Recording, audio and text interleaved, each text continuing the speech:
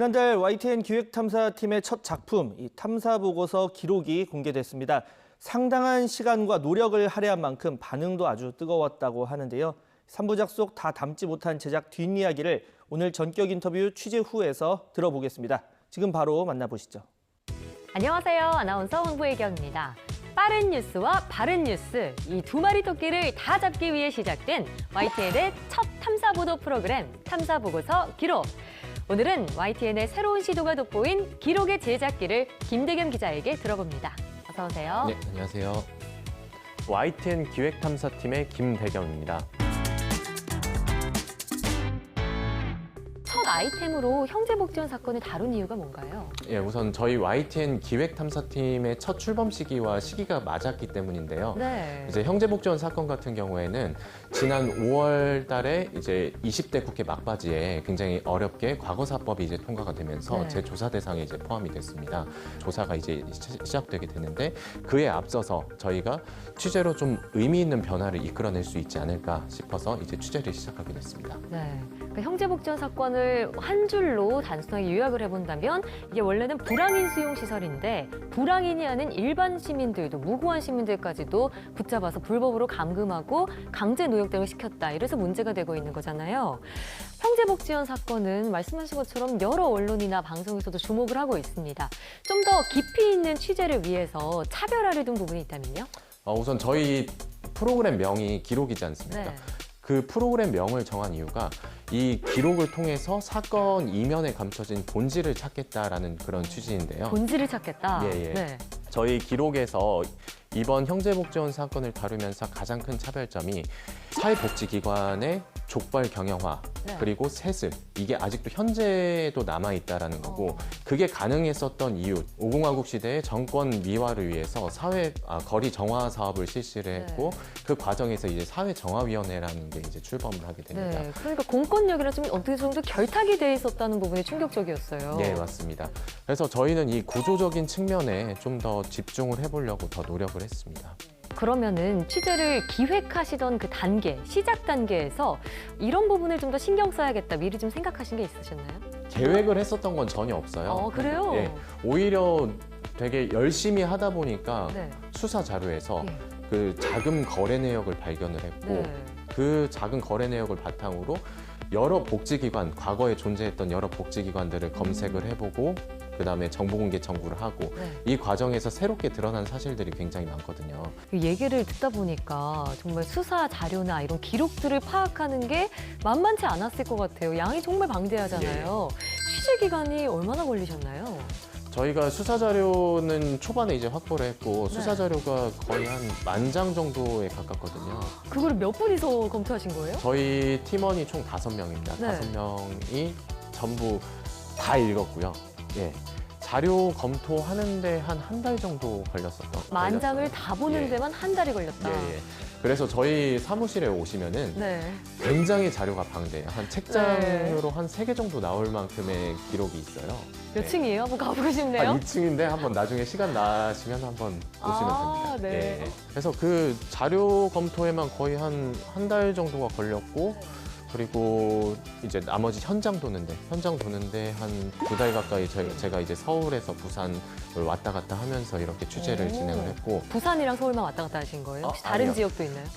저희 네. 그 프로그램을 보시면 아마 한동호 기자가 한산도에 들어가는 모습도 보이실 거예요. 한산도에, 네. 예. 그게 어떻게 된 거냐면은 저희가 미리 형제복지원 사건을 담당했었던 공무원들의 연락처를 미리 파악을 해놨었거든요. 네, 그러니까 당시 공무원들인 거죠? 예. 33년 전. 예, 맞습니다. 네.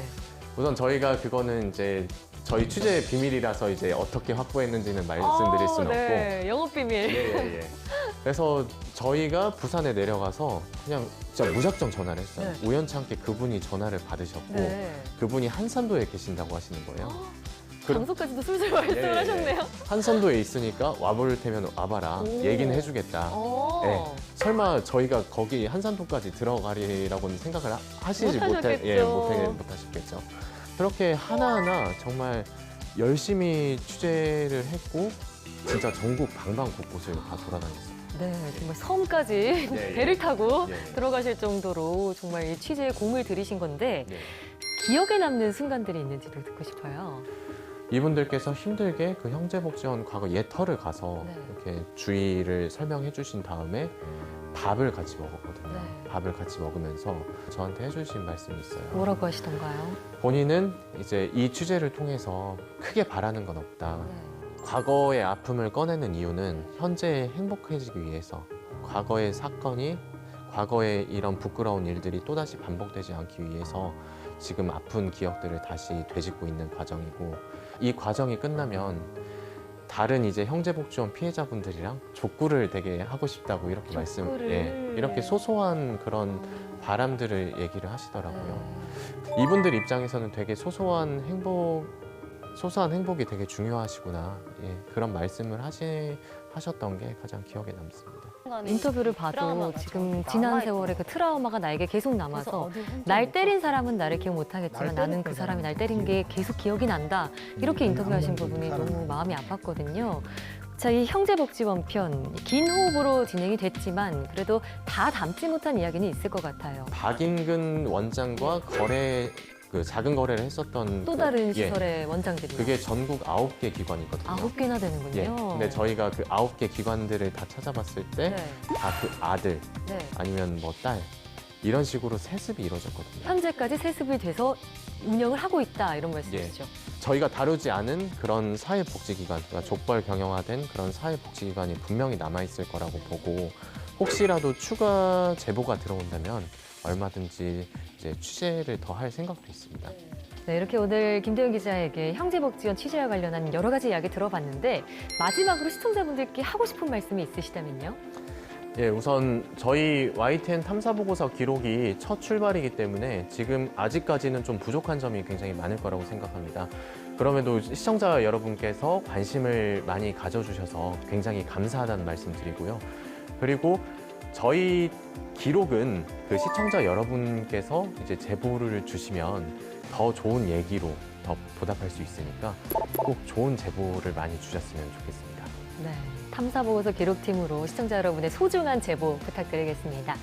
자, 이 오늘 형제복지원 사건 얘기를 들어봤는데 정말 무고한 시민들의 자유를 빼앗고 죽음으로 내몬 것이 나치의 유대인 학살, 홀로코스트와 무엇이 다른가 이런 생각이 들더라고요. 지금 비상상고심이 진행 중인데요. 더 늦기 전에 피해자들의 명예회복과 또 손해배상이 제대로 이루어져야겠습니다. 오늘 나와주셔서 고맙습니다. 감사합니다. 전격 인터뷰 취재 후 오늘 저희가 준비한 소식은 여기까지입니다. 저희는 다음 시간에 더 흥미롭고 생생한 취재 얘기로 돌아올게요. 다음 시간에 만나요.